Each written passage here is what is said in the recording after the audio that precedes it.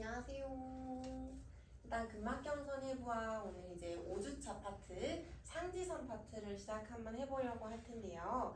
자, 일단은 상지선 파트의 이렇게 그 근육 경로를 잠깐 보자면 저희 사실 앞선 경로에서는 저희가 늘상 발에서부터 시작해서 머리에서 끝나는 또는 머리에서부터 시작해서 발에서 끝나는 몸 전체를 두르는 경로가 반복이 되었었는데 이번 주차에서 보게 될 이 상지선이라는 경로는 사실 발까지 연결이 되어 있는 것은 아니고 머리에서 손가락까지 또는 척추 웃돌기에서부터 해서 손바닥 또는 등 바닥까지만 이제 연결이 되어 있는 거라서 다른 경로보다는 좀 더 전신에 두르는 경로는 아니고 상지선 상체 연결을 좀 더 도와주는 경로예요. 그러다 보니까 어깨 관절의 움직임 또는 견관절의 움직임이 굉장히 개입이 될 수밖에 없는데 그래서 하지에 비해서 운동성이 조금 더 특화되어 있다는 특징이 하나 더 있고요. 그리고 또 한 가지 가장 큰 특징은 다양한 어깨 관절의 문제점들을 가지고 있다는 거예요. 가장 큰 어깨 관절로는 저희가 흔히 현인들 중에서 어깨 관절염을 호소하시는 어깨 충돌 증후군 또는 손목 관련된 걸로도 손목 터널 증후군 이런 것도 있는데 그런 문제들까지도 사실은 상지선에서의 문제점으로 여겨볼 수 있다는 거예요. 자, 하고 그렇기 때문에 언제나 이제 우리가 골반의 안정화, 골반의 중립을 언급을 하는 것처럼 여기에서는 이제 어떻게 보면은 견관절의 안정화가 조금 더 가까운 집중적으로 좀 들어가져 있는 개념이라고 좀 더 봐주시면 될 텐데요.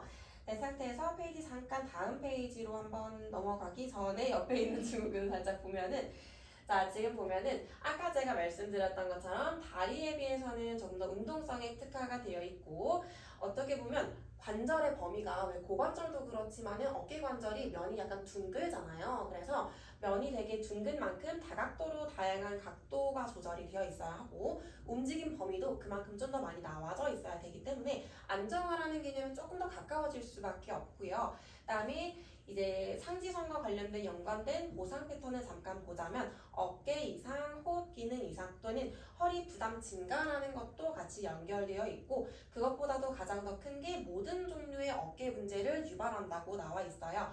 손목 터널 증후군, 팔꿈치 통증, 어깨 충돌 증후군과 함께 만성 어깨 통증까지도 같이 두르면서 볼 수가 있고요. 넘어가서 이제 어깨 관련된 증후군을 같이 한번 볼게요. 자, 이렇게 사실 왜 상지선에서 어깨 관절이 이렇게 중점이 되는 거야? 라고 봤을 때에는 날개뼈의 움직임, 그러니까는 날개뼈의 제자리에 있는 그 위치가 굉장히 중요한데 특히 뒤에 부분에 가장 많이 나오게 될 내용이긴 하지만은 저희 어깨 그 상지선의 첫 번째 파트 중에서 소흉근이라는 내용이 나오는데 소흉근이 날개뼈를 앞쪽으로 기울이는 전방경사 방향으로 바꾸게 되어요. 그래서 그만큼 구부정한 어깨와 라운드 숄더와 같이 좀 연결을 지어서 어깨 충돌 증후군, 만성 어깨 통증, 팔꿈치 통증, 손목 터널 증후군과 함께 모든 종류의 어깨 문제를 그래서 함께 유발할 수 있다는 거고요. 이 부분은 사실 뒤쪽으로 넘어가가지고 좀 더 구체적으로 보게 될 내용이기 때문에 이 정도만 있구나 하고 넘어가 주시면 될 것 같습니다. 자, 그 다음에 이렇게 이제 상지선은 사실 한 가지의 경로만을 있는 거는 아니고 이렇게 대표적으로 크게 네 가지의 경로가 딱 놓여져 있는데 지금 이쪽에 왼쪽에 있는 그림은 전방 상지선을 이야기하고 있고요. 오른쪽에 있는 그림은 이제 후방 상지선을 이야기하고 있는데 그 중에서도 표면 전방 상지선과 심부 전방 상지선, 심부 후방 상지선과 표면 후방 상지선으로 나뉘어져 있을 거예요. 그래서 안쪽에 있는 두 근육은 심부, 바깥쪽에 있는 겉에 있는 근육들은 표면이라고 봐주시면 되는데 자, 그럼 한 가지씩 조금 더 뜯어볼 건데요. 표면 전방 상지선이라고 하는 애들은 대흉근과 광배근부터 시작을 해서 팔 내측을 건너와서 손목 굴곡근 그리고 손바닥까지 연결이 되어 있고요. 어떻게 보면은 몸통 앞쪽에서 크게 안쪽으로 손바닥까지 연결이 되어 있는 근육들이고요. 그 다음에 심부 전방 상지선으로 갔을 때에는 대흉근보다는 조금 더 안쪽에 있는 근육이 소흉근 그리고 상완 이두근을 넘어서 팔 중간인 회외근 그리고 엄지손가락 외측까지 건너서 손바닥으로 이렇게 주행하는 거는 표면 전방 상지선 살짝 이렇게 돌려냈을 때 엄지손가락 외측까지 나아가지는 게 심부 전방 상지선으로 이어져 있을 거예요. 자, 그 다음에 오른쪽에 있는 그림을 살짝 봐주시면은 요건 이제 그 후방 상지선을 이야기하고 있는데 표면 보다 지금 신부 후방상지선을 먼저 볼게요. 신부 후방상지선은 저희 지금 등 뒤쪽에 놓여 있는 근육들이고요. 능형근부터 시작해서 강력 거근 그리고 회전근개, 상완 삼두근, 팔 중간을 넘어서 새끼손가락의 외측까지 연결이 되어 있기 때문에 등 뒤쪽 봤을 때 날개뼈부터 안쪽부터 시작을 해서 바깥쪽 새끼손가락 외측까지 연결이 되어 있을 거고요. 표면 후방상지선이라고 하는 애들이 그거보다 좀 더 겉에서 승모근부터 시작해서 삼각근 그리고 팔 외측, 손목 신정근 그리고 손등까지 연결이 되어 있기 때문에 이렇게 크게 봤을 때는 겉에 있는 근육들과 속에 있는 근육들까지 크게 4개의 상지선으로 나뉘어져 있을 거예요. 이 부분은 이제 하나씩 경로를 뜯어보면서 저희가 다시 한 번 더 구체적으로 넘겨볼게요. 자, 저희 해부학에서 랜드마크 몇 가지에 대한 이야기를 하고 자세한 근육을 보도록 할 예정입니다. 지금 보는 그림은 저희 신용어로는 윗발뼈, 구용어로는 이제 상완골이라고 될 텐데 이렇게 둥글게 골프공처럼 형성이 되어 있는 부분이 상완골 중에서도 윗부분이 될 거고요. 골프공이 없는 부분이 이제 상완골에서 아랫부분이 되실 겁니다. 자, 저희가 이 상완골에서 아래쪽으로 내려오시게 되면 안쪽에 튀어나와 있는 부분과 바깥쪽에 튀어나와 있는 부분에서 두 가지로 안쪽 바깥쪽에 돌출되어 있는 융기가 형성이 되어 있습니다. 그럼 이거를 신용어로 하면 안쪽에 있는 부분은 안쪽 위관절 융기라고 되어 있고요. 그리고 구용어로 하게 되면 내측 상완골 상과라고 적혀 있고 바깥쪽 부분을 살펴보시게 되면 가쪽 위관절 융기와 외측 상완골 상과라고 적혀 있는데 사실 명칭을 외우지는 않으셔도 괜찮고 상완골에서 아래쪽에 보시면 튀어나와 있는 구조물이 안쪽과 바깥쪽으로 형성이 되어 있더라까지만 생각을 해주시면 됩니다.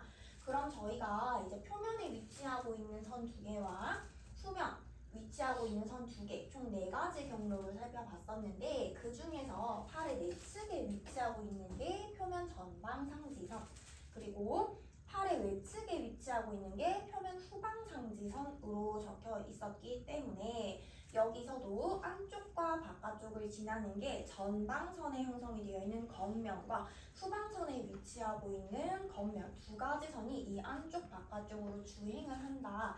이 정도까지만 기억을 해주시면 좋겠습니다. 자, 그리고 위쪽에 존재하고 있는 뼈는 하나라면 아래 팔에 위치하고 있는 전완의 구역은 2개의 뼈가 형성이 되어 있습니다. 자, 안쪽과 저희 바깥쪽으로 생각을 해볼 수가 있을 텐데 바깥쪽에 위치하고 있는 뼈의 이름은 구용어로는 저희가 요골이라고 읽으실 수가 있겠고 신용어로는 저희 노뼈라고 생각을 하시면 되겠습니다. 자, 그리고 안쪽에 위치하고 있는 뼈의 이름은 구용어로 척골이라고 읽으실 수가 있을 거고 이제 구용어로는 자뼈라고 신용어로는 자뼈라고 읽으실 수가 있는데 마찬가지로 이렇게 뼈가 2개 있다는 것만 알고 계시면 되시고 정확히는 뼈 이름까지 외우지 않으셔도 괜찮습니다. 자, 아래쪽 그림이랑 이걸 연결해서 볼 건데요. 자, 손목의 뼈를 지금 형상을 한 거고 손바닥뼈이고 손가락이 될 겁니다. 그럼 손바닥에 있는 이런 작은 조약돌 같은 여러 개의 뼈와 저희가 아까 전에 봤던 이제 커다란 아래팔 전완에 형성이 되어 있는 뼈 2개가 지금 연결이 되어 있습니다.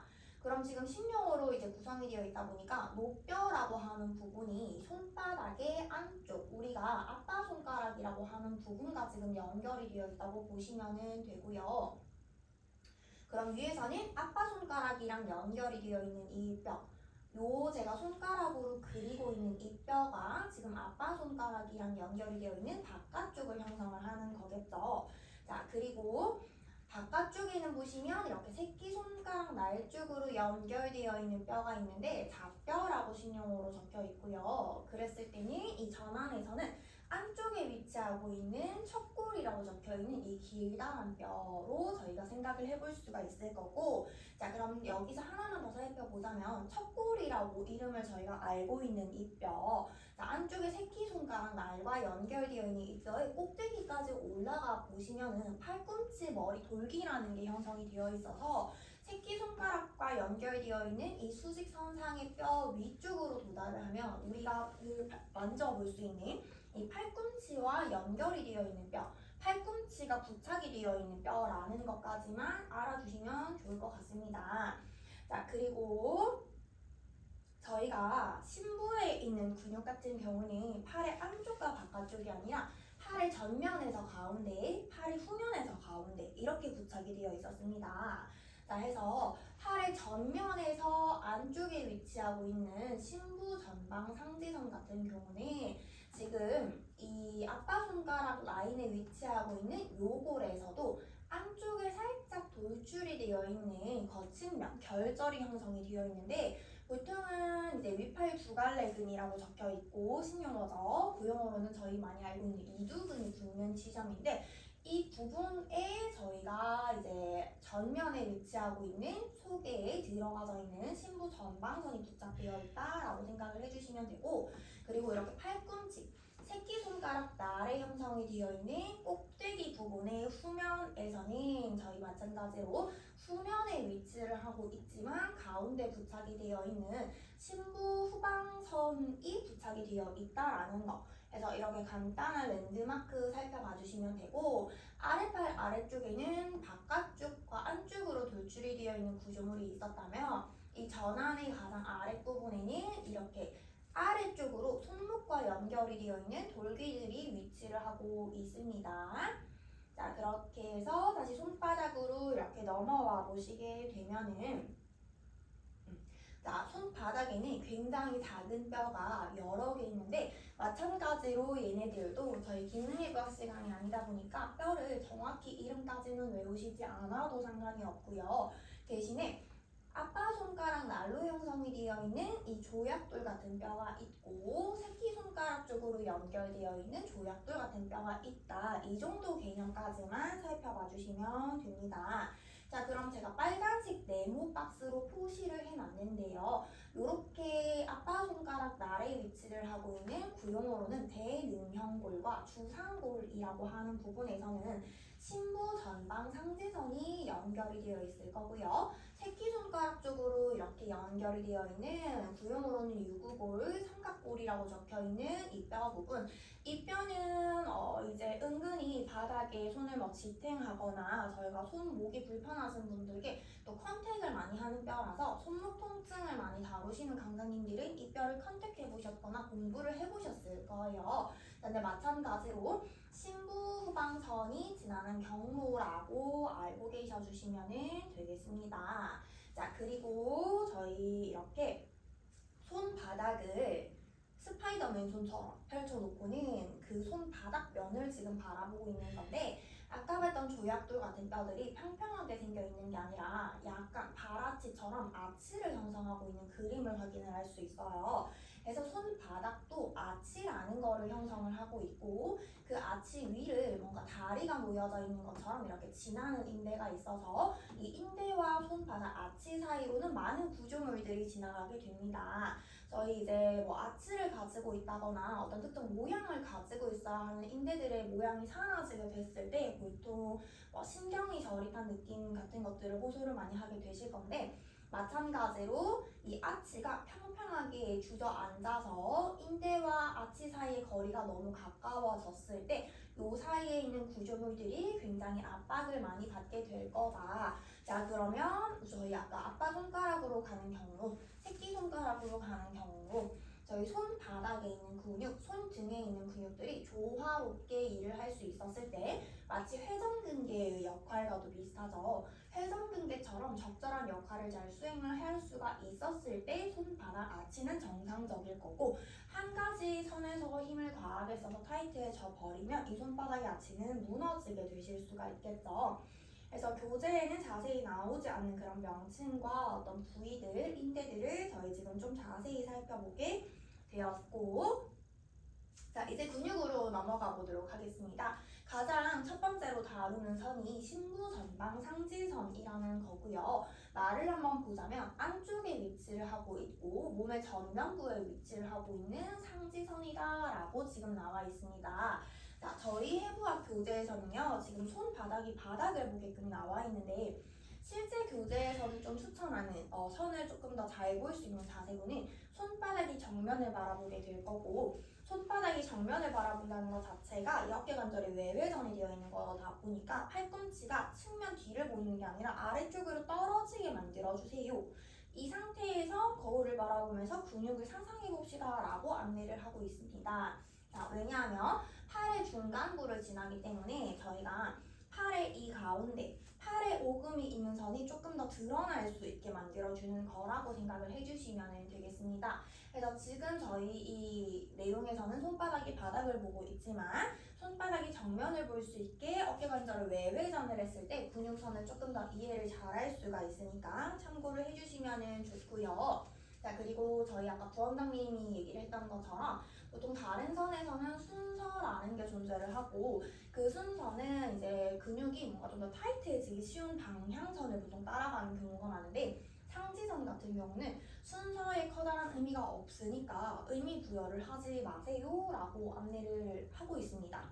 그래서 이런 순서로 바깥쪽으로 타이트해진다 또는 안쪽으로 들어가면서 타이트해진다 이렇게까지는 의미 부여를 하지 않고 시작을 하도록 하겠습니다. 자, 이제 하나씩 근육을 파헤쳐 볼 건데요. 신부전방상지선이 겉면에 위치하고 있는 대흉근을 뜯어내서 속으로 들어와진다고 볼 수가 있겠습니다. 자, 큰 카테고리를 먼저 외워주시면 좋은데요. 소흉근부터 시작을 해서 팔 중간을 거칠 거고 아빠 손가락까지 갈 겁니다. 자, 그러면 옆에 있는 전방상지선이랑 한번 비교를 해보자면 자, 외우시는 방법이요. 소흉근에서 시작을 해서 팔 중간을 찍고 외측으로 빠질 거예요. 그리고 표면 전방상지선 같은 경우는 가슴 겉면에 있는 대흉근과 흉추 후면에 위치하고 있는 광배를 지날 건데요. 팔 안쪽을 거친 다음에 다시 손바닥 전체로 다시 이동이 됩니다. 그러면 안쪽에서 전체로 이동을 했고 전체에서 바깥쪽으로 이동을 했기 때문에 약간 이런 규칙성을 가지고 이해를 해주고 외워주시면 도움이 되실 것 같습니다. 자, 여기서 조금 더 자세히 살펴보게 되자면은 시작하는 부분이 이제 갈비뼈의 3번, 4번, 5번이라고 되어 있고 쇄골의 바깥쪽이라고 지금 설명을 책에서 자세하게 랜드마크를 지금 표시를 해주고 있습니다. 자, 뼈의 3번, 4번, 5번에서부터 시작을 해가지고 저희 오회돌기라고 하는 어깨뼈의 전면으로 돌출이 되어 있는 부리돌기 쪽으로 이제 주행을 하게 되고 있고요. 거기서 이제 소흉근을 타고 상완 이두근. 근데 이렇게 이두근에서도 이두근 두 갈래를 다 거치는 게 아니라 짧은 갈래와 소흉근이 닿여 있다라고 지금 적혀 있고 자, 팔 중간은 지금 요골결절이라고 되어 있는데 아까 제가 랜드마크 설명을 드리면서 요골에서 안쪽으로 약간 튀어나와 있는 부분이 있습니다 라고 했던 그 부분을 생각을 해주시면 되겠습니다. 자, 거기서 이제 회외근이라고 하는데 저희 이제 전환에서 생각을 해보면 저희 흔히 사람들이 전완근이라고 알고 있는 이 팔꿈치 아래쪽에 돌출되어 있는 근육이라고 보시면 되는데 그 회외근이라는 것들을 지나게 될 거고요. 아래쪽으로 쭉 내려가게 되면 이제 손바닥에 이제 엄지손가락으로 향하는 바깥쪽과 그리고 아빠 손가락까지 닿여 있는 걸로 해석을 할 수가 있습니다. 자, 근데 그림에 지금 특이한 점이 있다면 팔을 옆으로 나란히보다 약간 높게 들고 있는 거 관찰할 수가 있어요. 그래서 이렇게 신부 전방 상지선 같은 경우는 팔을 차렷하고 있을 때는 소흉근과 이두가 연결되어 있는 부분이 기역자처럼 꺾여서 연결성이 살짝 떨어지기 때문에 팔을 살짝은 높이 들어서 얘네 근육들이 손가락 끝까지 일자로 연결될 수 있게끔 썼을 때 조금 더 효율적으로 사용할 수 있다라고 설명을 해주고 있습니다. 자, 이제 페이지를 조금씩 넘어가서 내용을 보충을 해볼 건데요. 아까 제가 설명드렸던 결을 지금 한 번 더 이야기를 해주고 있는 그림입니다. 자, 만약에 팔을 들고 있는 동작에서 우리가 신부전방상지선이라는 거를 활성화를 잘 못 시키는 사람이 있어요. 그럼 이따가 나오게 되는 표면 전방 상지선에 있는 근육들을 과하게 활성화를 시키거나 후면에 있는 상지선을 과하게 활성화를 시키실 건데 그럼 팔을 차렷을 했을 때에도 이 선 자체에는 문제가 있을 수가 있습니다. 자, 그런 분들의 특징은 팔을 옆으로 나란히로 들고 동작을 하실 때 삼각근이나 승모근에서 계속 불편함을 호소를 하실 수가 있고요. 또는 팔을 들었을 때는 문제가 없지만 팔을 차렷을 하게 되면은 아까도 이제 부원장님이 얘기를 했고 이따가도 또 나올 건데 어깨가 앞으로 구부정하게 굽어서 이제 라운드 숄더처럼 보이는 그거는 측면에서 봤을 때 라운드 숄더처럼 보일 수 있는 그러한 문제점이 생길 수 있다라는 거를 설명을 하고 있고요. 자, 그리고 또 하나는 소흉근뿐만이 아니라 쇄골에 부착이 되어 있는 다른 근육들도 사실은 좀 연결성을 띠면서 같이 가지고 있게 되는데 이 이제 소흉근 주변으로는 저희 림프절이라는 얘기 많이 들어보셨을 거예요. 순환을 담당하는 특히 여성들 같은 경우는 얼굴이 자주 붓기도 하고 생리텀이 되면 목 주변에서 붓기를 호소하시는 분들이 많이 계신데 그렇게 붓기와 순환, 노폐물에 관련되어 있는 어떤 역할들을 담당을 하는 조직들 또는 혈관, 신경들이 소흉근 주변으로 해서 굉장히 많이 지나가기 때문에 팔을 차렷을 했을 때 이런 신부 전방 상지선이 타이트해서 역할을 제대로 수행할 수 없다는 말이 되겠죠. 그렇게 됐을 때 미관상으로 보이는 라운드 숄더의 문제뿐만이 아니라 주변으로 지나가고 있는 신경, 혈관, 림프절 등이 다 문제가 생겨서 그 외에도 문제를 좀 얘기를 할 수 있는 거고 저희 간혹 조금만 피곤하시거나 면역력 떨어지시면 림프절이 부어서 림프절이 많이 붓게 되면 약간 구슬처럼 동그랗게 솟아오르면서 이 목에 곰 같은 것들이 결절이 여러 개 이렇게 딱 형성이 되시는 분들이 있는데 그렇게 될 수 있는 가능성이 있는 거죠. 그럼 면역력이 문제인데 필라테스로 그걸 어떻게 해결해? 였을 때는 이 신부 전방선이 잘 역할을 수행하고 있는지를 확인을 해보실 필요가 있고 소흉근이 타이트해서 역할을 잘 못하고 있는 거는 아닐까라고 생각해 볼 필요가 있는 거죠. 자, 그렇게 봤을 때 지금 이 소흉근 같은 경우는 부착이 되어 있는 지점이 아랫부분은 갈비뼈, 몸통의 앞부분이 있지만 위로 부착이 되어 있는 거는 사실 어깨뼈, 날개뼈, 견갑골이죠. 그래서 이런 림프절의 역할도 담당을 할 수가 있지만 자, 견갑골이 몸통에 잘 부착이 될 수 있게 부착 지점을 만들어주는 역할 또한 수행을 하고 있고요. 자, 그리고 그 위쪽으로는 쇄골에 붙어있는 근육들과도 연결성을 띠고 있기 때문에 쇄골의 위치를 가지고 있는 거 관절로 따지자면 견쇄관절인 AC 조인트에도 영향을 미칠 수가 있는 부분이겠죠. 자, 그럼 AC 조인트에 영향을 미친다는 얘기는 뒤쪽에 목으로 형성이 되어 있는 상부 승모근과 팔로 연결이 되어 있는 삼각근까지도 역할을 영향을 끼칠 수가 있다는 말이 되겠죠. 자, 그리고 이제 옆쪽에 있는 근육들은 자, 이두가 저희 신부전방 상지선에 나와 있는 메인 근육이 되는데 이 이두근은 사실 저희 다관절 근육이라고 해가지고 한 가지 관절만 움직이는 게 아니라 동시에 두 개, 세 개의 관절을 움직일 수 있게 해요. 그럼 이두는 팔꿈치를 구부렸다 펼 수도 있고 아랫팔을 회외 방향으로 손바닥이 천장을 보게 돌리는 역할도 할 수가 있고 그리고 어깨 관절을 굴곡을 할 수도 있는데 지금 보면 근육이 수직이 아니라 살짝 사선으로 형성이 되어 있기 때문에 어깨 관절을 굴곡을 할 때도 일자로 들어올리는 게 아니라 팔을 약간 사선 형태로 움직일 수 있게 한다고 이야기를 하고 있습니다. 근데 만약에 일자로 내가 팔을 쓰고 싶으면 다른 부가적인 근육과 협응을 해서 같이 사용을 했을 때는 가능하다라고 설명을 덧붙여주고 있고요. 그리고 어깨뼈에서도 전면에 부착이 되어 있기 때문에 어깨뼈의 전방경사라는 움직임까지도 연결을 할 수가 있겠습니다. 그래서 이렇게 많은 관절을 움직일 수 있는 근육이 이두인데 이두는 혼자서도 이런 역할을 할 수 있지만 개별로 같은 역할을 중복 수행할 수 있는 협응해주는 근육이 굉장히 많다고도 안내를 해주고 있습니다. 그럼 아랫팔을 밖으로 돌리는 회외근이라는 역할이 같은 중복 역할을 수행을 할 거고요. 그리고 상완근, 오해완근이 있는데 오해완근 같은 경우는 이렇게 견갑골의 움직임 그리고 팔을 안쪽으로 모으는 내전의 역할을 같이 수행을 해줄 수가 있을 거고 상완근, 팔꿈치를 구부리는 이두의 역할을 중복으로 수행을 할 수가 있습니다.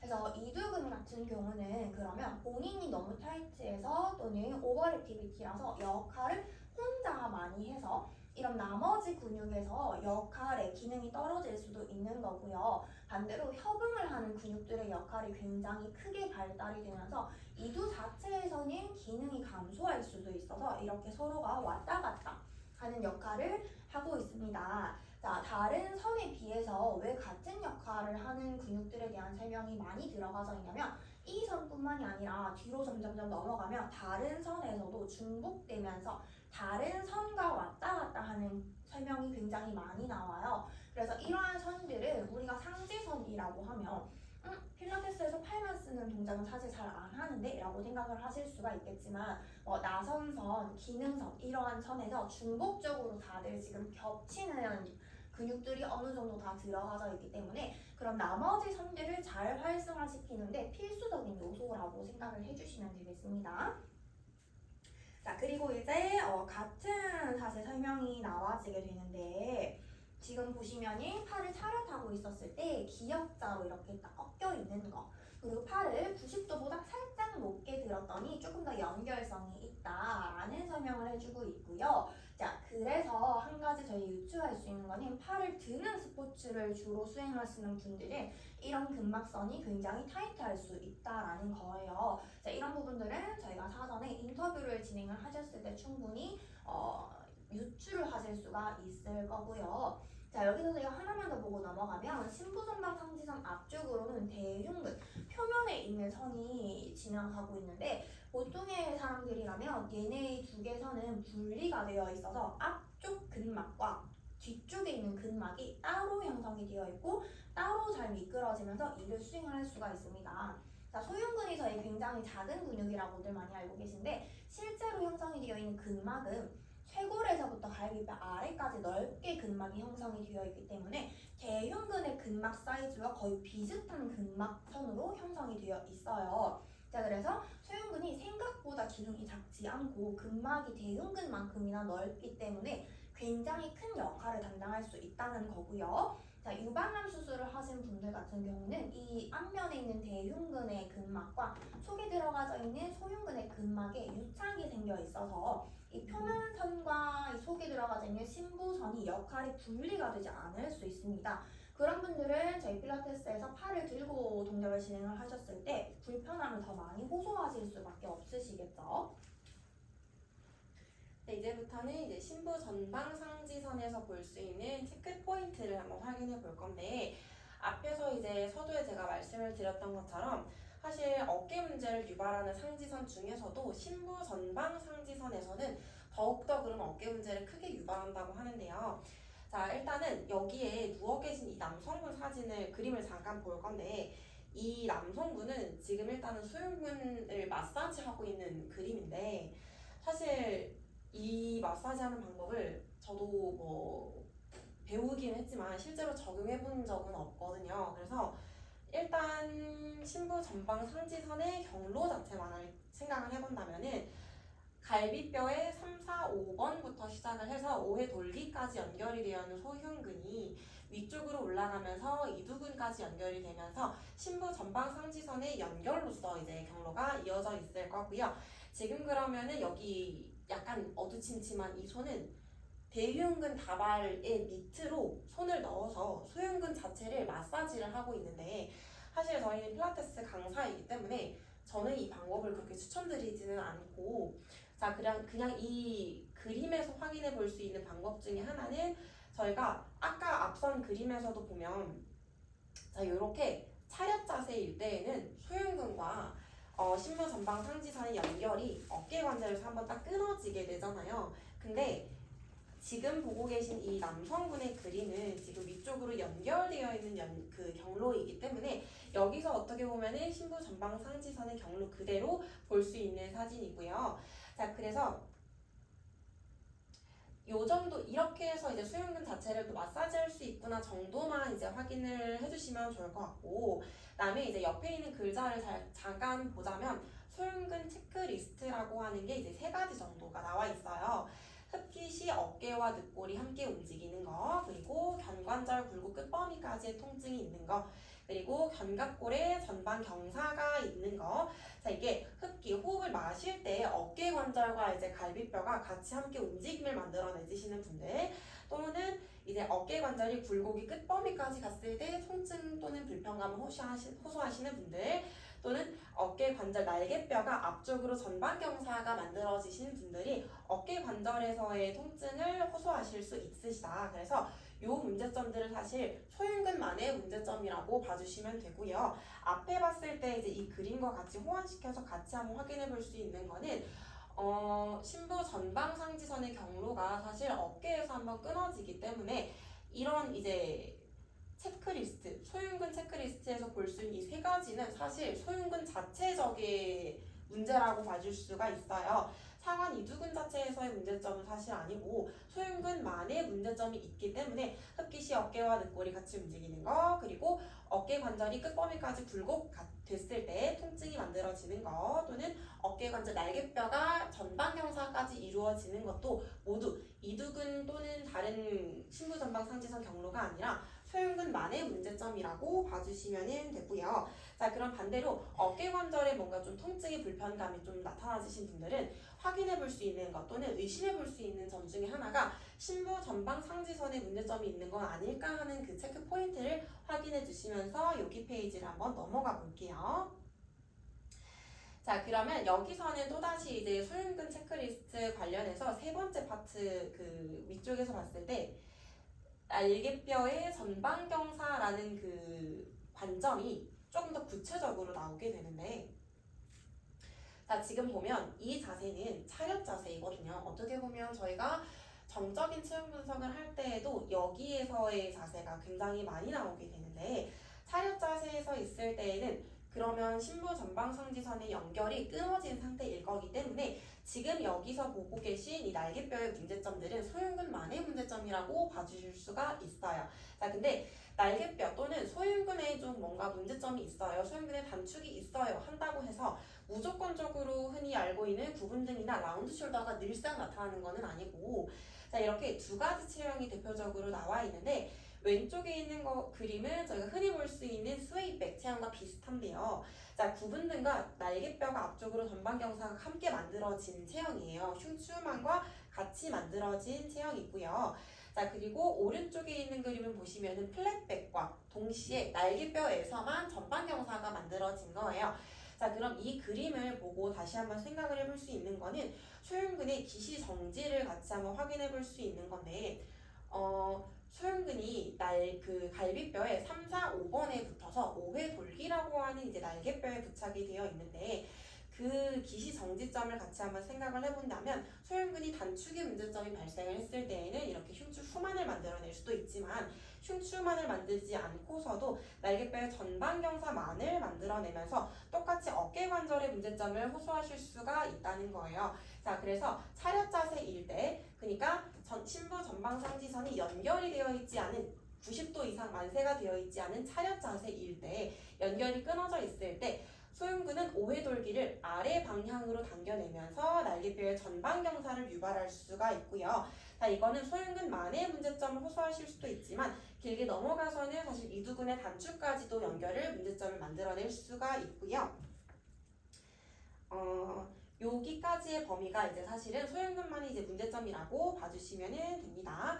하고 저희는 이제 사실 해결책을 어떻게 보면은 확인을 같이 해보아야 하기 때문에 저희가 이제 솔루션 동작으로 내어드릴 수 있는 동작 중 하나는 이제 이렇게 그림처럼 양쪽 손을 골반 뒤쪽으로 가지고 가서, 어떻게 보면 이게 이제 열중셔 동작과 비슷한데 뒤쪽으로 손깍지를 끼는 것도 좋고요. 사실 뭐 손깍지를 끼지 않고 손목을 잡으셔도 괜찮은데, 요렇게 아까 제가 말씀드렸던 이제 소흉근의 기시 정지점을 한번 생각을 해보자면은 첫 번째로는 날개뼈부터 시작해서 이제 갈비뼈까지의 거리가 멀어져 있는 동작이고, 두 번째로는 이제 날개뼈가 전방경사 방향에서 후방경사 방향으로 넘어가져 있을 것이고요. 그래서 이제 소흉근의 기시 정지점이 서로 멀어지면서 소흉근이 최대로 이제 늘어날 수 있는 동작이 이제 이렇게 날개뼈가 뒤쪽으로 젖혀져 있는 열중시어 동작인데 저희 필라테스 동작에서 같이 한번 생각해 볼 수 있는 거는 더블 레그킥 동작인데요. 사실 꼭 더블 레그킥 동작만이 필요한 거는 아니고 자 열중시어 동작에서 할 수 있는 모든 동작이면 사실 솔루션 동작이라고 해줄 수가 있어요. 그래서 그냥 이 그림처럼 스트레칭 하는 것처럼 손 뒤로 가지고 스트레칭 하는 것도 괜찮지만 더블 레그 킥 동작처럼 동작을 어떻게 보면 운동과 같이 섞어서 접목을 시켜서 운동 프로그램을 진행을 해보시는 것도 솔루션 동작이 될 수 있고요.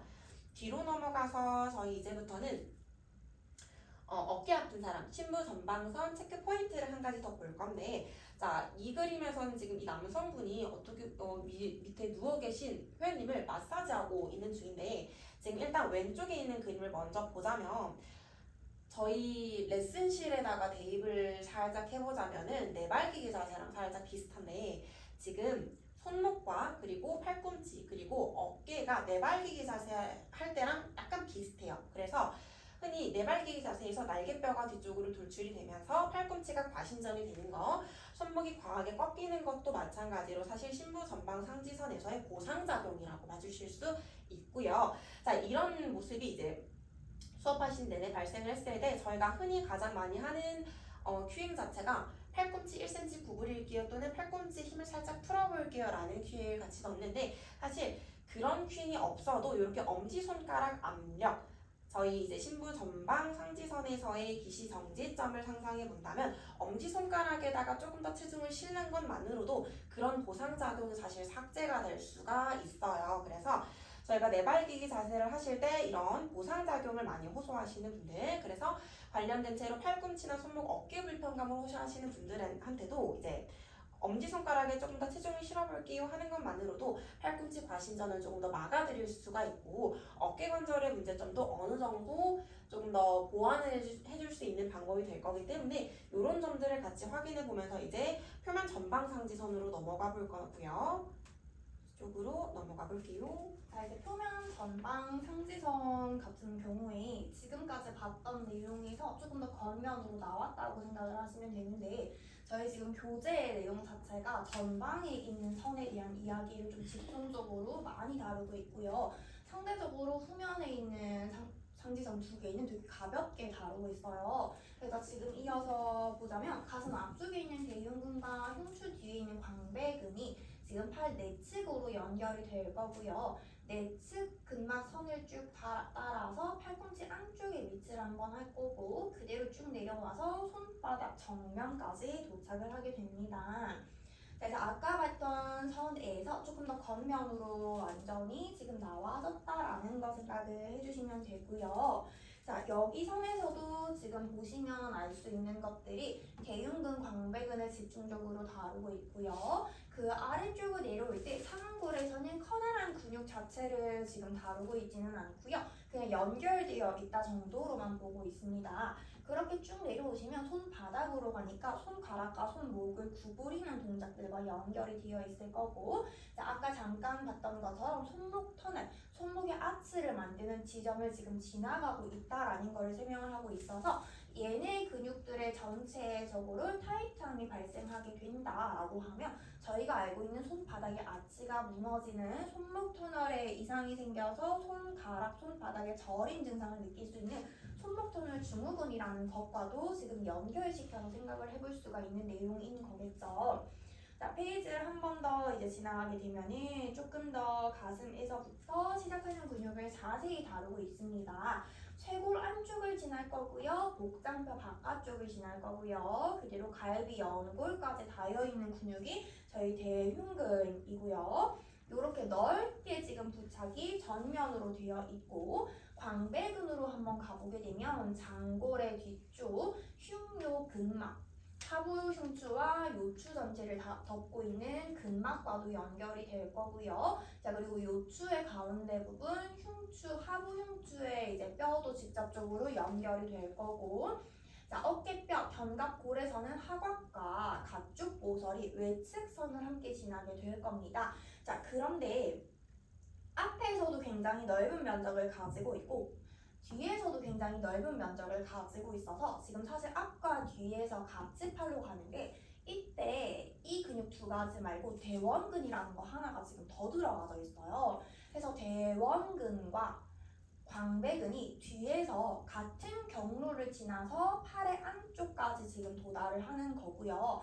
그래서 교재에서는 한 가지 말을 지금 더 덧붙여주고 있는데 옛날에 굉장히 옛날에 의대에서 의수를 배우셨던 분들은 이 광배근을 지금과는 다른 방법으로 암기를 했는데 대원근과 대흉근의 사이에 들어가져 있는 근육이라고 명칭을 불렀다고 얘기를 하고 있습니다. 지금 사실 요즘에는 대원근을 광배근의 막 동생이다 이렇게 불러서 대원근을 조금 더 작은 역할의 포지션으로 기입을 하는 경우가 많은데 굉장히 옛날에는 광배근을 대원근과 대흉근의 가운데 있는 근육이다라고 해서 대원근을 조금 더 커다란 역할을 하는 것처럼 표현을 했다고 지금 안내를 하고 있습니다. 그래서 왼쪽에 있는 이 그림 같은 경우에 전면에서 사실 엄청 힘을 형성할 수 있는 선이 넓죠. 앞과 뒤에서 굉장히 큰 선을 연결을 하고 있고 그렇기 때문에 저 큰 넓이와 선만큼이나 가동 범위도 굉장히 넓더라 하는 거를 이야기를 하고 있습니다. 자, 그럼 이 대흉근 같은 경우도 팔의 안쪽과 연결이 되려면 사실은 팔을 차렷하고 있는 것보다는 들고 있을 때의 연결성이 좋은데요. 자, 이렇게 팔을 들고 있었을 때 신부전방 상지선보다는 가동 범위가 훨씬 크다는 거죠. 그럼 팔을 들고 하는 운동 중에서도 훨씬 더 가동 범위가 큰 동작들을 진행을 하셨을 때 조금 더 사용의 빈도가 높다라고 저희 봐주시면 되실 거예요. 그래서 지금 뒤에서 오는 광배근과 앞에서 오는 광배근이 팔에서 만나서 팔 안쪽으로 근막이 얇게 형성이 되어 있고 그대로 이제 아래쪽까지 연결이 되어 있더라 하는 이야기를 지금 해주고 있습니다. 자, 여기 이제 아래팔의 내용을 보게 되시면은요. 자, 아래팔에서 팔꿈치 안쪽에서부터 지금 주행을 해서 손바닥까지 내려가는 경로로서 주행이 표현이 되어 있고요. 자, 중복되는 역할들에 대한 근육들을 지금 한 번 더 표현을 해주고 있는 근육이 옆쪽에 나와 있습니다. 자, 근데 저희가 이렇게까지 깊게 보시지는 않으셔도 사실 괜찮고, 자, 하나 여기서 생각을 해볼 만한 거는 신부에 있는 선은 아빠 손가락에 기는 영향을 미치는 거고요. 지금 보는 선은 손바닥에 영향을 미칠 거예요. 그래서 저희가 책에서 이거는 지금 페이지 말고 굉장히 앞부분에서 설명을 하고 있는데 근막이 주행하는 경로를 상상을 하면서 동작을 관찰을 하시면 어느 선을 많이 사용하는지를 파악하기가 쉽다라는 문구를 넣어줬어요. 그러면 우리가 엄지손가락에서 힘을 잘 쓰는 회원님과 손바닥에 있는 손을 예를 들어 움켜쥐는 손목을 구부리면서 사용을 하는 그런 회원님들은 지금 표면에 있는 근막을 더 많이 사용을 하는지 심부에 있는 근막을 더 많이 사용을 하는지 추측이 가능한 거죠. 그럼 우리가 큐잉으로서 그거를 조절하고 싶으실 때는 손바닥 어디에 힘을 더 집중적으로 줄 건지에 대한 차이를 두고 수업을 진행을 하셨을 때 효과를 볼 수가 있겠고요. 저희 내발기 자세 할 때 손목이 아프다고 하시는 분들 그리고 뭐 체어에서 어드밴스 리프트 같은 엘레펀트 시리즈를 동작 진행했을 때 불편함을 호소하시는 분들한테도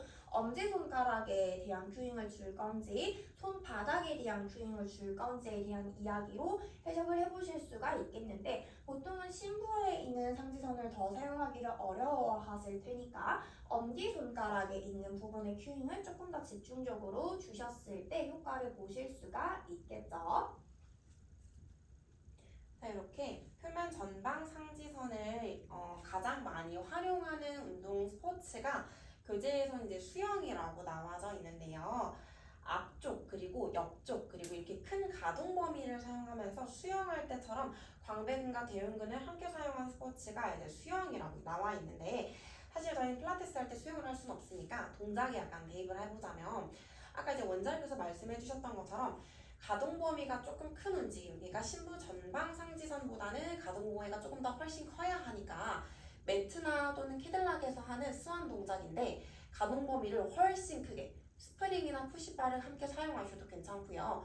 더 크게 만들 수 있게끔 박스를 밑에 깔아드리는 것도 방법 방법이 될 수 있겠어요. 그래서 이렇게 사실 대흉근과 광배근부터 시작해서 연결된 손바닥 면까지 함께 사용하는 운동이 이제 수영, 스포츠, 그리고 필라테스에서 하는 가동 범위가 조금 더 훨씬 큰 수원 동작이라고 봐주시면 될 거고요. 그 다음에 자 이제 저희가 평가 방법을 한번 확인을 해볼 건데 사실 이 교재에서도 이런 평가 방법을 안내해드리기는 하지만 이 방법이 그렇게 조금 정확하진 않을 거야. 약간 이런 식으로 얘기를 해드리고 있거든요. 결과가 다른 경로상에서 확인할 수 있는 그 평가에 비해서 결과가 상당히 조금 모호할 때가 조금 많아서 자, 이 페이지에서도 스트레칭 평가를 한번 해볼 건데 표면 전방 상지선과 신부 전방 상지선의 스트레칭 평가예요. 자, 그래서 다른 경로들과는 다르게 모호한 게 있을 수가 있으니까 특히 이제 회원님께 직접 여쭤봐야 한다고 나와져 있거든요. 저희가 뭐 처음에 1강에 봤을 때 표면 후방선에서 봤을 때에는 백리를 확인할 수 있는 방법 중에 하나는 뭐 뒤꿈치부터 복숭아뼈까지의 거리가 4대1 정도면은 백리예요. 약간 이런 식으로 수치상의 결과가 되게 나왔다면은 지금 보는 스트레칭 평가에서는 그런 결과는 아니고 그냥 회원님께 여쭤봤을 때 지금이 조금 더 스트레칭 되는 느낌이 들어요. 이런 피드백이 나온다면은 그렇게 맞춰서 이제 운동을 진행을 시켜드리면은 되는 거예요. 그래서 대흉근이 조금 스트레칭 되는 느낌이 드는지 또는 신부 전방 상지선의 소흉근이 스트레칭이 되는 느낌인지 또는 팔의 안쪽에서 그런 느낌이 좀 더 많이 들어오는지 팔의 앞쪽에서 스트레칭 되는 느낌이 좀 더 많이 들어오는지 회원님께 직접 여쭤보고 그 답을 들어야지 여기서 결과를 얻을 수 있다고 나와 있어요. 자, 그래서 여기에서는 지금 그냥 키들락에서 누워서 지금 제가 팔을 떨어뜨린 상태인데 팔을 바깥쪽으로 돌리고 안쪽으로 돌려보면서 어느 쪽 방향이 가장 많이 스트레칭 되는지 느껴보고 그거에 맞춰서 이제 스트레칭 평가를 같이 함께 해볼 수가 있어요. 그래서 이제 신부 후방 상지선으로 한번 넘어가 볼게요.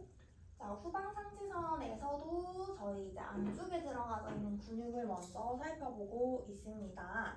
자, 여기서 이제 평가를 할 때는 저희 전방에 있는 선 같은 경우는 제가 손바닥을 당장 보고 엄지가 천장 갈 수 있게 외회전을 했을 때 좀 보기가 쉽다라고 말씀을 드렸었는데 이번 선 같은 경우는 손바닥이 아래쪽으로 가게끔 내외전을 시키시면 팔꿈치가 완전히 후면을 향할 수가 있는데 그 포지션에서 관찰을 하시는 게 조금 더 쉽습니다 라고 안내를 하고 있습니다. 자, 그럼 전반적인 근육을 먼저 살펴보게 되면은 능형근과 견갑 버근에서 회선 근개 쪽으로 연결이 될 거고 거기서 팔 후면에 위치하고 있는 상하 삼두근에서 새끼손가락까지 경로가 연결되어 있다라고 봐지고 있습니다.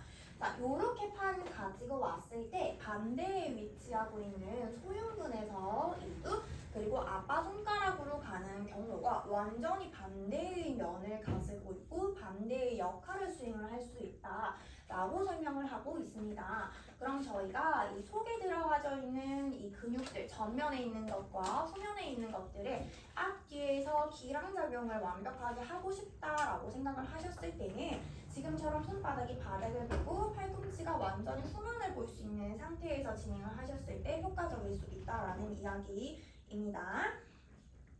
조금 더 자세하게 이대선을 살펴보게 될 건데요. 자, 지금 보시면 능형근과 견갑 버근이 들어가져 있는데 얘네의 근육이 연결되어 있는 선을 한번 자세히 살펴보게 될 거예요. 자, 지금 보시면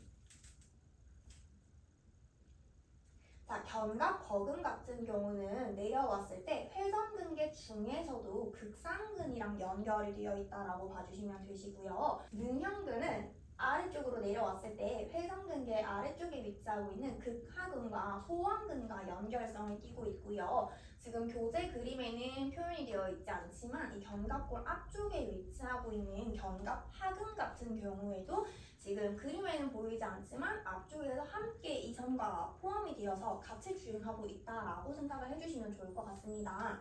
자, 해서 사실은 이 시각점 같은 경우에는 한 번에 다 주행을 하는 게 아니라 견갑 부분에서 극상근으로 가는 경로, 그리고 능형근에서 극하근과 소완근으로 가는 경로, 그리고 견갑골 전면에 있는 견갑하근에서부터 다시 팔로 가는 경로, 이렇게 좀 생각을 해주시면 좋겠고요. 한 팔로 갔을 때는 이제 삼두 근육과 결합이 되는 거 상상을 해주시면 되겠습니다.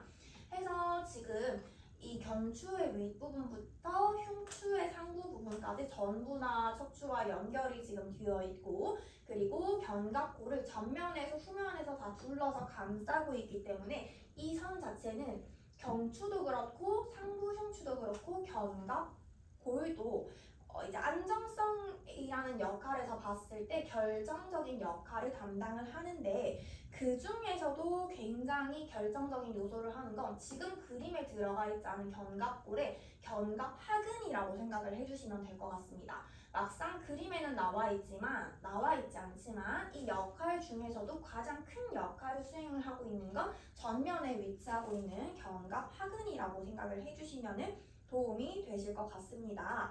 자, 그런데 이 그림에서 지금 전체 그림을 같이 보고 있기 때문에 하나를 생각을 한번 해보자면은, 저희가 이렇게 능형근에서 삼두로 가는 근육이 이렇게 일자로 연결이 되어 있어요. 팔을 옆으로 나란히 했을 때 지금 연결이 되어 있는 건데, 전면이랑 사실 같은 설명이고 전면과 후면만 바뀐 거예요. 자, 그런데 이렇게 속에 들어가져 있는 근육들이 속근육과 겉근육으로 개념으로 봤을 때 코어의 역할을 얘네가 잘 수행하지 못해서 견갑골이라는 이 부분에서 안정성이 굉장히 깨진 거예요. 균형이 깨진 거죠. 자, 그러면 옆에 나와 있는 표면에 있는 선들이 아무래도 활성화가 조금 더 많이 될 수밖에 없고, 그랬을 때는 승모근과 삼각근에 힘이 들어갈 수밖에 없겠죠. 그래서 이렇게 전면도 마찬가지고 후면도 마찬가지인데, 속에 들어가져 있는 신부선이 타이트해지면서 이제 역할을 잘 수행을 할 수가 없게 되면 팔을 옆으로 나란히를 들고, 아닌 필라테스에서 막 스파인 트위스트 또는 저희가 많이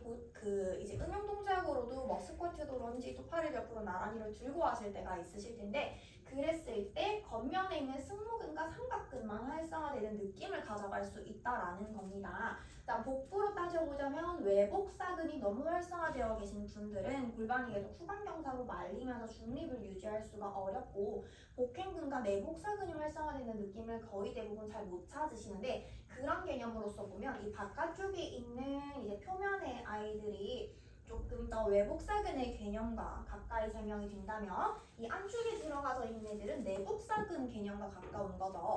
그럼 팔을 옆으로 나란히로 들고 있었을 때 승모근과 삼각근에서만 불편감을 호소를 하신다면, 전면과 후면에서 깊숙이 들어가져 있는 요 아이들이 조금 더 활성화될 수 있게 손가락에 대한 큐잉을 줄 수 있는 거죠. 전면은 아빠 손가락, 그리고 후면은 지금 새끼손가락과 연결이 되어 있기 때문에 이 손가락에 대한 큐잉을 사용을 하시면서 신부 근막선이 조금 더 사용될 수 있게 도와주시면 좋을 거고요. 그렇게 해서 새끼손가락까지 연결되어 있는 것들을 지금 이렇게 근막으로서 설명을 해주고 있는 것들인데, 보시면 견갑거근과 능형근이 연결이 돼서 회전근개 전체를 덮고 팔꿈치를 지나서 새끼손가락까지 가고 있는 그림을 지금 설명을 하는 거죠. 저희가 여기서 지금 보셔야지 되는 거는, 회전근개가 요렇게도 사용이 될 수 있고, 능형근 입장에서 지금 이거는 살펴보는 거죠. 능형근이 한 가지 경로, 상지선에만 들어가져 있는 게 아니고,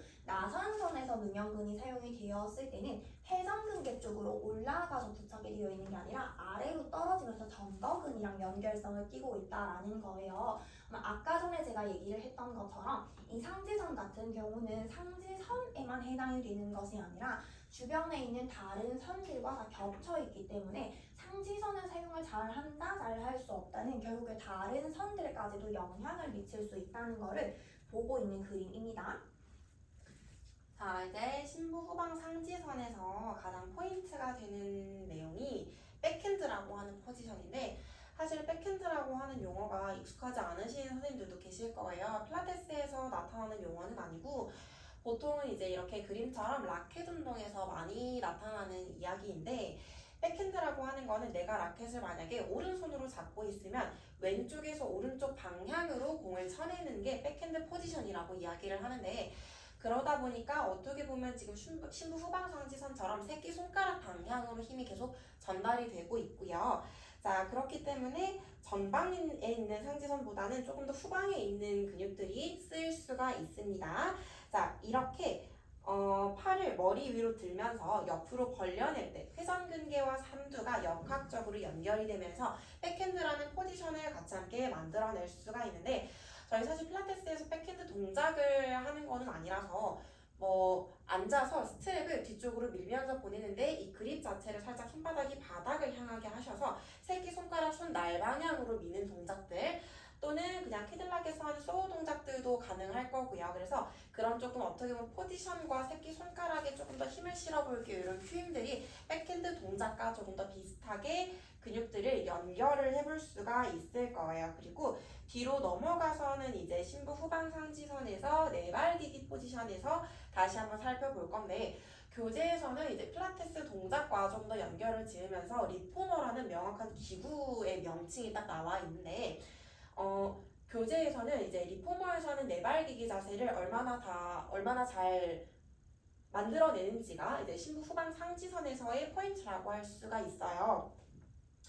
자, 특히 리포머에서 하는 네발기기 자세라고 하면 사실 풋발을 잡아도 되고 풋발을 잡지 않고 그냥 숄더 레스트나 박스 위에 손을 얹으셔도 괜찮은데 자, 가장 큰 포인트는 무릎과 이제 손과 발이 고정이 되어 있는 닫힌 사슬 운동이어야 한다는 거고요.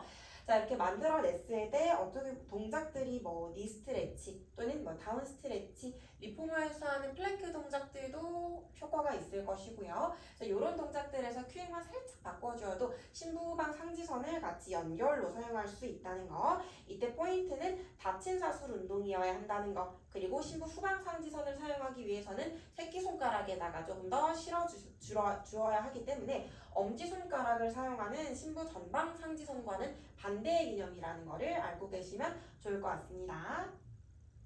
자, 그리고 이제 마지막에 후면에 있는 근육 중에서도 가장 겉면에 있는 근육들을 사용을 할 건데 우리가 생각할 때는 필라테스 동작에서 보상 자극, 우리가 원치 않는 자극이라고 가장 많이 여겨지는 부분입니다. 자, 굉장히 책에서는 내용을 짧게 다루고 있기 때문에 저희도 내용을 사실 가볍게 훑어보듯이 보게 될 건데요. 자, 승모근 전체 부분을 지나서 삼각근, 그리고는 팔 외측으로 가게 될 거고 손등까지 도달을 하게 될 겁니다. 그럼 저희가 알고 있는 이제 겉면의 근육들이 다 활성화되는 포지션이고 마찬가지로 사실 이렇게 팔을 차렷했을 때보다는 옆으로 또는 더 높게 들었을 때 조금 더 연결성이 좋겠죠. 하부 승모근과 연결성이 삼각근과 가장 좋은 동작을 생각을 해보자면 우리 대표적인 스위밍이 있겠죠. 자, 거기서 이제 아래로 내려오시면 여기서 거북목에 대한 이야기를 한번 짚고 넘어가게 됩니다. 자, 우선은 이 승모근을, 하부 승모근을 생략을 하고는 상부 승모근과 중부 승모근만 삼각근과 연결을 지금 지어주고 있는데요. 승모근이 이렇게 뒤통수에서부터 시작을 하는 지점의 삼각근 중에서도 전면 삼각근과 연결성이 좋다라고 표현을 하고 있고요. 그리고 경추에 해당이 되는 삼각견은 그 승모근은 측면 삼각근과 연결이 되어 있고 그리고 조금 더 아래에 있는 이 중부 승모근 같은 경우에는 후면 삼각근과 연결성이 좋다라는 것을 표현을 합니다. 그러면 이 중에서도 연결성이 하나라도 끊어지게 되었을 때는 보통은 거의 다 전면 삼각근에서 과도한 스트레스를 받게 됩니다 라고 설명을 하는데 여기서 연결을 어깨나 팔꿈치나 손목으로 가고 있는 게 아니라 다시 목으로 돌아가서 이야기를 해줘요. 그러면 이렇게 세 군데의 연결성이 굉장히 좋아야지 되는데 이 세 군데 중에 하나라도 연결성이 깨지게 되면 전방에 있는 삼각근에서의 스트레스를 굉장히 많이 부담을 하게 되고 그랬을 때는 결과적으로 거북목이라는 이상이 발생을 한다고 이야기를 하고 있습니다. 자, 그러면서 결론은 뭐냐면 거북목이 있는 사람들한테 꼭 필수로 봐야 되는 게 전면 삼각근에서 과한 스트레스를 받지 않는지 확인을 해보시고 과한 스트레스를 받고 있다면 어디서 연결이 깨어졌는지 세 군데 중에 연결성이 깨어진 데를 찾고는 연결을 다시 시켜주세요 라고 이야기를 하고 있습니다. 그래서 거북목 교정에서 필수로 봐야 하는 지점이라고 생각을 해주시면 될 거고요. 그럼 삼각근에서 이렇게 팔을 바깥쪽을 타고 와가지고는 손등으로 지금 연결이 되어 있습니다.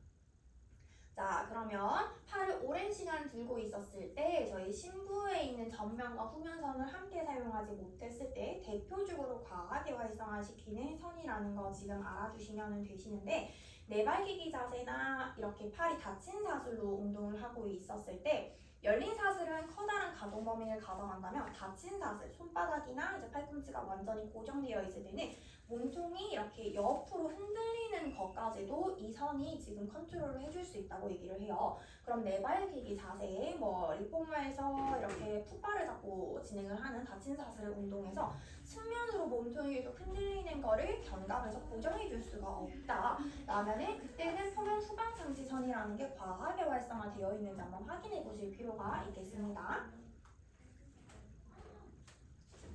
자, 이제는 또다시 이제 표면 후방 상지선과 신부 후방 상지선의 스트레칭 평가를 한번 해볼 건데요.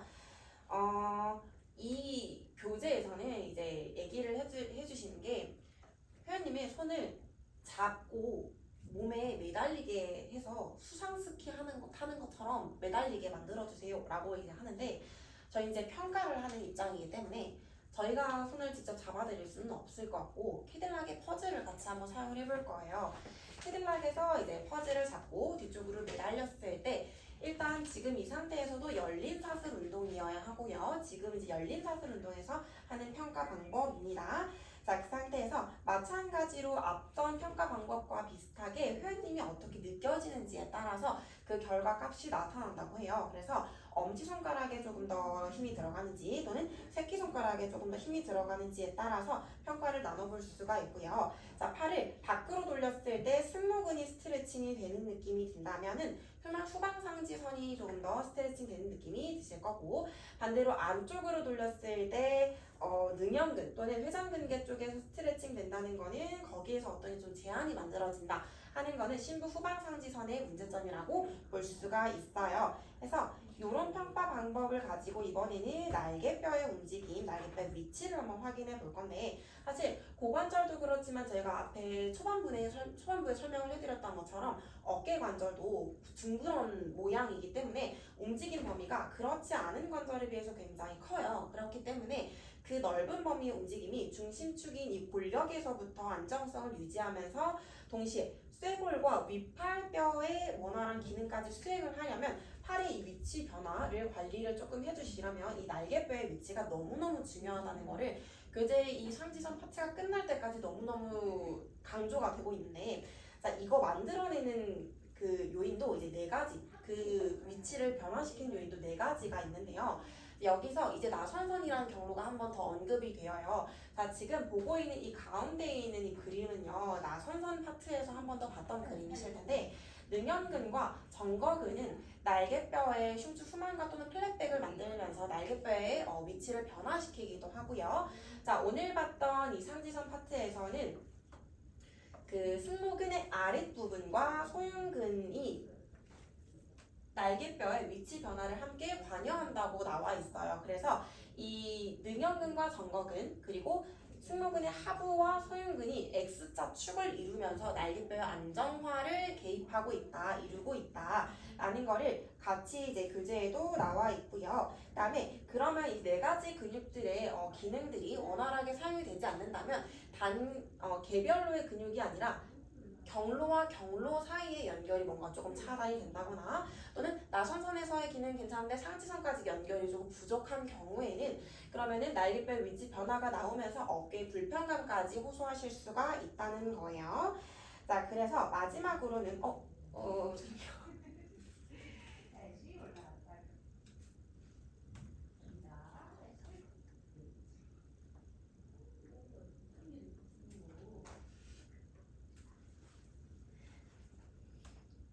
자, 마지막으로 볼 거는요. 자, 여기 이제 상지선 파트에서 가장 큰 포인트가 될 건데, 자, 플랭크 할 때 손 모양은 이렇게 전화기 모양, 이렇게 만들어 주셔야 돼요.